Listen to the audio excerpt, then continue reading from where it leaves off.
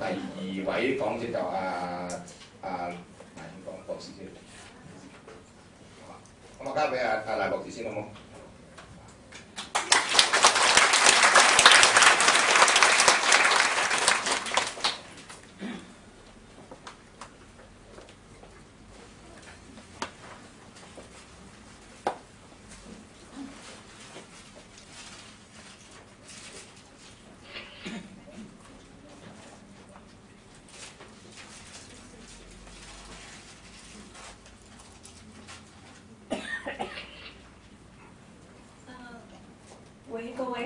各位早晨啊！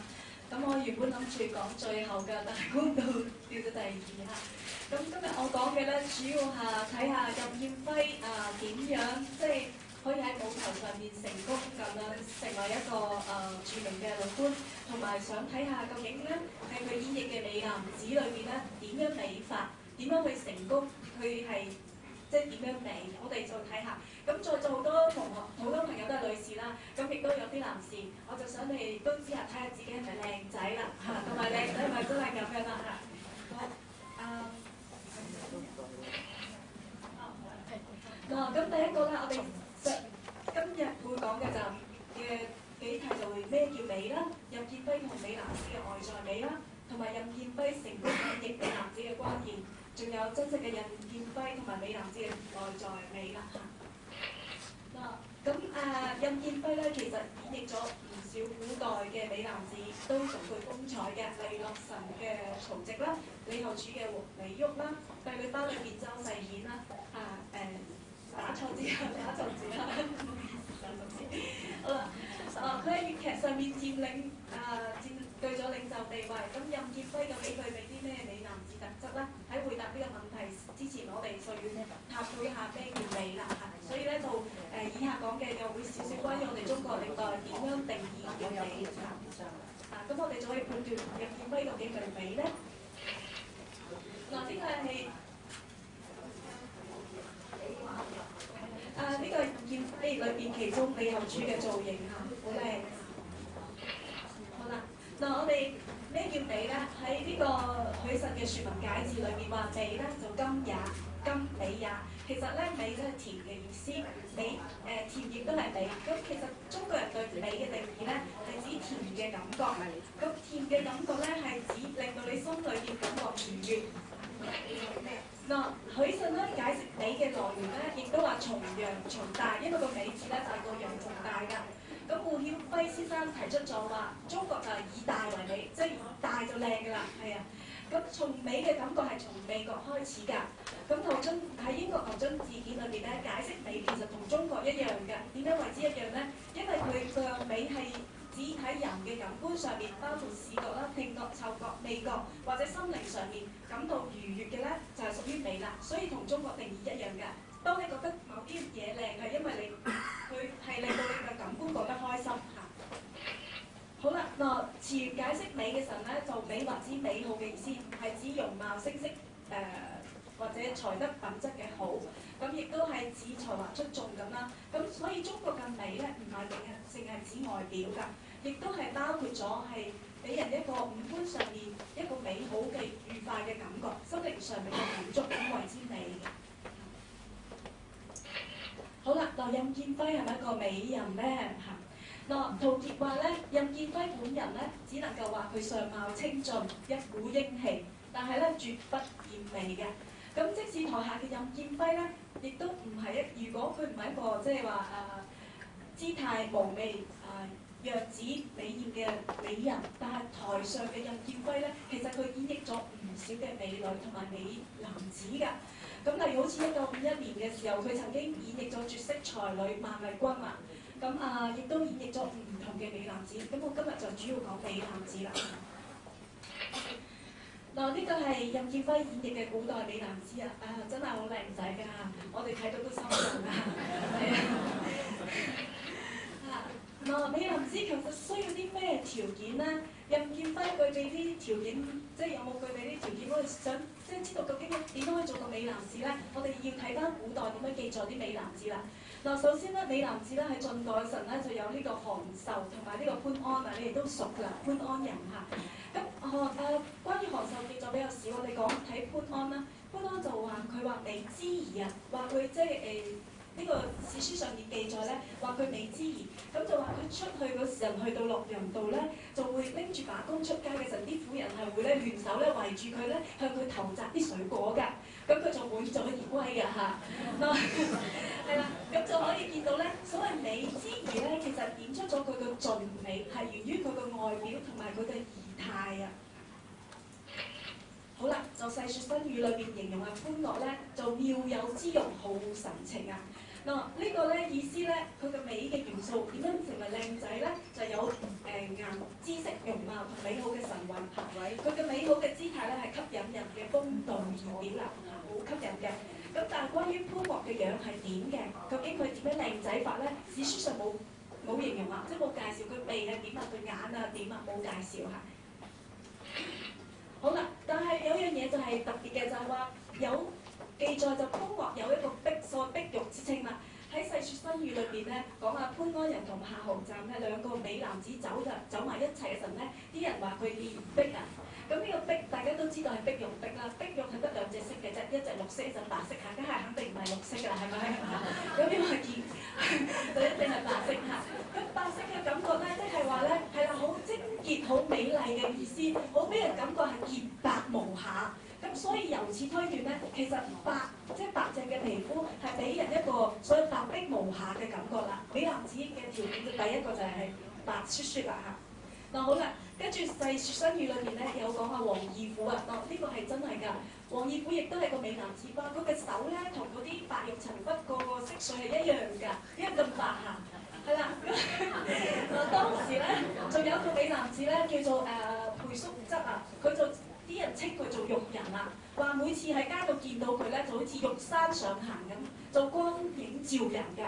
嗱呢個玉山咧，我哋可以見到咧，佢係暗示佢係高大嘅外形啦，暗合中國我哋嘅美嘅大嘅意思，兼且玉山光影照人咧，即係光影照人咧，顯示佢皮膚好白雪雪啊，即係白色啊，皮膚好靚先俾人感覺，哇好似啲玉咁嚇，咁吸引嚇。好啦，漢哀帝咧有個寵臣，大家都知㗎嚇，董賢啊。咁董賢咧就原來咧漢安帝中意佢咧，就因為佢白啊嚇，一見到佢啊，當時佢係大典嗰度咧做即係所謂當值啊，咁就為人好。佢因為美麗白雪雪，所以哀帝一望見咧就為之神魂顛倒嚇。係啦，咁所以之後就有呢個斷袖之癖啊，咁大家明白。咁所以由此推斷咧，中國美男子嘅第一條件就係要白色啦，即係皮膚要白。好啦，但係美男子嘅外形係點咧？其實史籍上面冇仔細咁記載㗎，咁有抽象嘅形容。例如好似咧，時人話王右軍啊，王羲之就話佢飄如遊雲，巧入驚龍。咁呢兩句咧，有啲人話係寫書法嘅，但係我哋就咁睇翻嚟咧，我哋講下王右軍啦嚇。呢度兩句咧係指男性嘅儀態之美啊，就好似白雲咁飄逸，亦都好似躍龍般咁矯健，係男性嘅一種儀表美嚇。漢語大詞典解釋咧叫遊雲同驚龍啊，就係指浮動嘅雲同埋舉止飄逸瀟灑嚇。咁浮雲咧係飄渺不受羈絆嘅，無拘無束。咁而暗示男性嘅美係在於瀟灑不羈啊。龍係千古以嚟皇帝嘅象徵，即係具有威嚴之意啊。咁所以你見到男性嘅美咧，係喺舉手投足之間咧有風度儀表同埋外在嘅吸引咧，係造成㗎嚇。好啦。好啦，跟住我哋講下美男子啦，就另外一個王武子啊，其實就王濟，佢用4個字形容佢，叫俊爽有風姿，就話俊爽係指佢咧才華出眾啊，同埋咧性格豪爽，風度係儀態嘅。咁咧我哋睇下呢個俊爽有風姿咧，就指佢性格豪邁、風度翩翩嘅意思啦嚇。好啦，古代其實好少就男性嘅高度咧作為一個評定美醜㗎。我唔會話邊個矮啲，邊個高啲就靚仔啲，冇咁寫嘅。咁咧就一般只係用氣宇軒昂同埋咧就氣度不凡嚟形容㗎。咁但係呢個咧就已經暗示咗男性精神飽滿，個身材要挺拔先嚇，唔係垂頭喪氣咁嘅樣，咁就已經係叫靚仔啦嚇，即係都叫好睇嚇，係啦。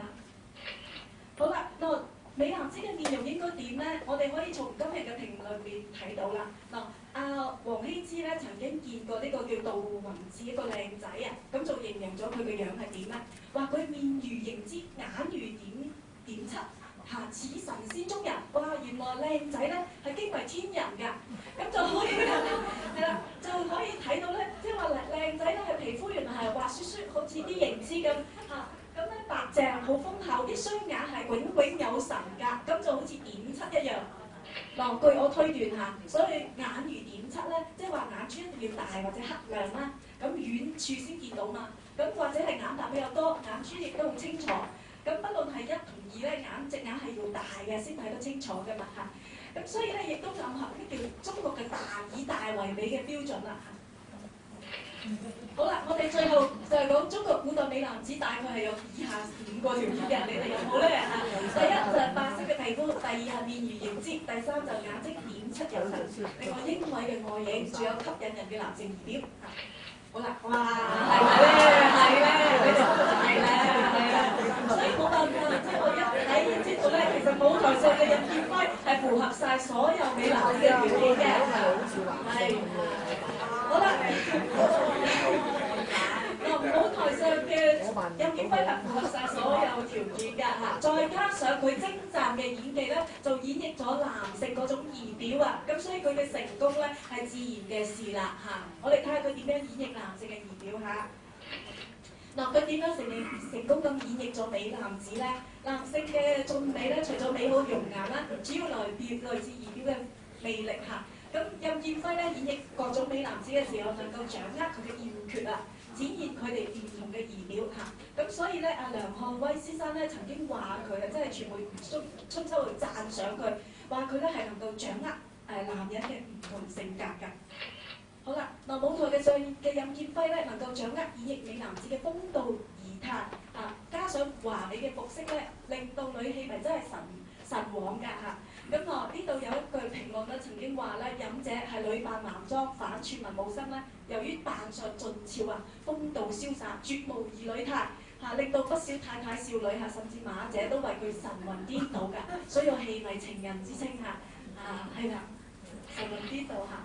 嗱，喺300多套電影之中咧，佢主演嘅男性角色係主要係狀元啦、進士啦、書生才子、帝王駙馬、太子、皇族或者將軍嘅合士嚇。咁仲有就少數屬於低下層嘅人嚇。咁由於重複演繹唔同嘅角色咧，其實奠定咗喺觀眾心目中佢嘅形象啦，就係帝王啊、駙馬公子啊等等嚇、書生嘅形象。好啦，呢度咧就係我整嘅表嚇，係啦，呢度一半㗎啦，佔一半佢演繹咗男性啊。咁你見到咧係30.99%個百分比咧，都係演繹書生狀元進士㗎嚇。咁自然成為一個即係佢嘅形象。咁另外差唔多佔咗3成係父王同埋駙馬啊、皇帝啊、太子或者王子㗎嚇。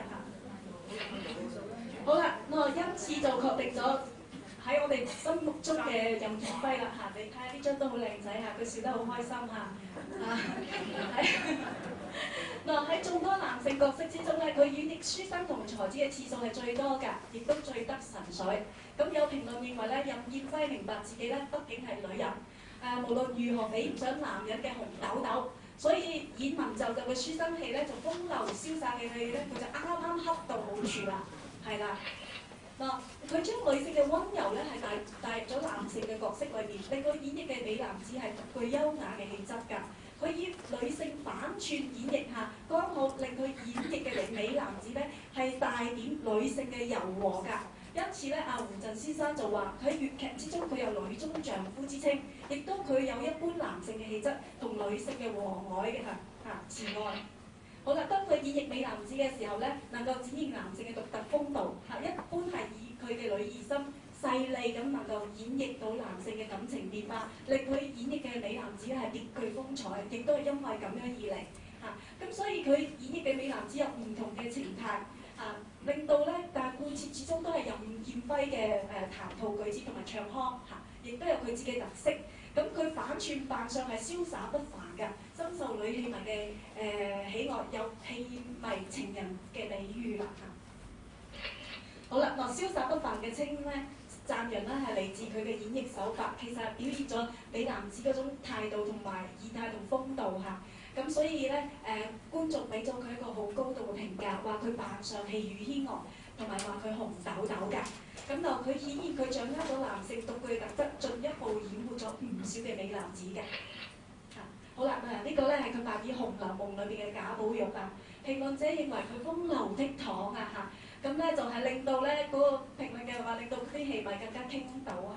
咁我都自己咧都睇過賈寶玉嗰個扮演，我覺得佢係比依家新即係電視劇上邊嘅賈寶玉即係俊俏好多嚇。好啦，按漢語大詞典解釋咩叫風流咧，就係、意思係灑脱放逸啊。風雅瀟灑，而倜儻咧係指卓然或者豪爽瀟灑而不受呢個世俗禮法拘束嘅，咁就好似有上文所說嘅遊魂嘅稱啦嚇。咁所以任劍輝演繹賈寶玉咧，成為風流倜儻咧係令人迷倒㗎，呢、個亦都係關鍵之一啊嚇。咁佢展現咗男性嗰種風度儀態美。好啦，咁最後啦，睇下佢扮演嘅書生啦，亦都係喺《在世紅梅記》裏邊有樂迷讚賞，話佢嘅扮相令人怦然心動啊！真係溫文爾雅，係啦，風度翩翩嘅美哉少年啊！喺現實之中係冇一個男子令到佢咁心跳。係啊，我都想問呢度。文化界為佢喝彩下，陶傑話咧，任劍輝以女兒身，盡得男生風流啊！佢演繹嘅美男子咧，因為女兒身而別具優雅氣質。陶傑話佢咧，文武生嘅扮相，因為佢嘅女兒本色平添幾分優雅㗎，就冇咗男性嗰種種族之氣啊！咁你可以見到，其實佢真係得到男性嘅優點，又有女性嘅優點，兩樣結合一齊嘅。好啦，但係咧，男性嘅外表唔淨係咁樣，淨係外表吸引喎，仲要依靠外表嘅俊美同翩翩嘅風度嚇，係咪淨係咁樣就得咧？唔係喎嚇，美嘅定義係咪淨係外表咧？唔係啦嚇。由漢代開始，美其實同善良咧係合併㗎，即係有意一樣㗎。許慎嘅《説文解字》話咧，美與善同，美同善係相同㗎。美善義都有高大嘅意思。咁其實美咧，中國嘅美同品德咧係有密切嘅關係㗎。可以見到我哋古人評論美嘅時候咧，其實係注重亦都注重品德嘅。例如《禮記》話清人之美咧，就指讚賞人嘅美好之處。漢語大詞典話美人咧，我要講呢個字嚇，美人唔係淨係指女仔，係亦可以指男仔嚇。咁咧係指品德美好嘅人嚇。好啦，儒家咧，我哋都講儒家思想啦，歷年都係重視內在多過外在㗎。所謂有啲人讀形式啦，我讀意識㗎嚇，即係意思話咧係重視品德而輕視個容貌㗎。咁所以歷代筆下咧喺粵劇裏邊出現咗好多人物咧，全部都係品德即係才德兼備嘅美男子嚇。好啦，《三國志》裏邊咧有例如講形容曹植咧，都係注重佢嘅形容曹植嘅時候都係記載佢個才華多過記載佢嘅外貌㗎。咁就講陳師王咧下不遷移，同埋好唔注重呢個即係服飾嘅。好啦，呢個咧係洛神嘅陳師王曹植啊，就我哋任劍輝演繹㗎嚇。咁因為圖片即係比較難揾啊，所以我揾到啲影像裏面剪貼出嚟嚇，咁所以比較朦朧，但係都好美㗎啦嚇。係史書記載美男子咧，其實亦都注重品德才學多於俊俏嘅外表啊。例如佢記載美男子頭先個潘安人啦、潘岳嘅時候咧，都話佢係少年時語才見稱㗎，話佢遲早絕麗，同埋話稱佢做神童㗎嚇，奇童嚇。好啦，好啦咁男性天生俊俏係自然受女性歡迎啦。咁因此咧，因為踏足仕途上邊咧係亦都係注重呢個品學嘅。咁好啦，呢個我諗我飛咗去好唔好啊？咁就去演繹嘅李益啦，包括李益裏邊咧就有佢有即係有才貌相傳啦。你哋知道《自差記》裏邊嘅李十龍係任劍輝演繹嘅時候係才貌相傳嘅。咁就盧太尉讚佢文章經天下㗎。咁亦都咧太尉嘅盧彥征話佢氣宇不凡，談吐優雅㗎嚇。好啦，當然啦，呢個就《自差記》裏邊個任劍輝嘅扮相嚇，佢不無權貴嚇。所以佢分吞差寧願嚇。咁啊廉潔自愛。好啦，咁內在美咧可以見到咧，任劍輝咧其實咧喺阿唐滌生俾予佢高度嘅評價話，能夠演繹咧利益嘅咧喺當今樂壇咧藝壇上面只有一個任劍輝可以勝任嚇。好啦。咁我哋亦都好似頭先剛才亦都提到周世顯啦，周世顯亦都係才貌雙全嘅嚇，咁啊亦都係痴心情義重要嘅就係最高嘅情操，佢係為咗殉國嘅嚇，佢亦都有智有謀嚇。揾翻公主之後咧，就係咧同佢咧就係飲肉，佢飲肉揾翻公主之後咧，就係亦都救翻個皇帝，跟住就一齊殉葬嘅，咁亦見到佢係為國殉情嚇，咁係高尚嘅情操。咁你見到任劍輝原來咧。最多係香腰嗰幕，你哋好熟㗎啦，咁我都唔講啦。咁所以見到佢係殉國嘅。嗱呢個係香腰啦。好啦，最後就係話咧，任劍輝佢演繹嘅周世顯啦，梁漢威先生就係佢係忠烈嘅大丈夫，有大丈夫之氣，亦都演繹最多駙馬係內外型同埋。外在係最合嘅，點解咧？其實因為任劍輝本人咧，都係一個非常之有厚道，同埋一向事保好孝順嘅。我哋睇翻任劍輝嘅生平咧，佢無私咁培養後人嘅，做善事不遺餘力，咁亦都取消咗拜下送喜帖嘅陋習。咁當時甚至咧同阿南紅一齊做訪過慈善機構東華醫院㗎。咁因此咧。演繹美男子嘅時候，佢就輕易展現咗佢本身美男子嗰種高尚品德，因為佢自己本身有嚇。因為其實仲有嘅，但係我時間關係，唔好意思，我暫時講到咁多嚇。好多謝。多謝啊，博士啊，即係委屈咗啊，因為有好多其實預備咗好多精彩嘅片段啊。不過我坐喺隔離聽咧，即係作為一個男士係咁，佢係咁喺度講緊呢個美男子嘅品質咧，都聽到觸目驚心啊！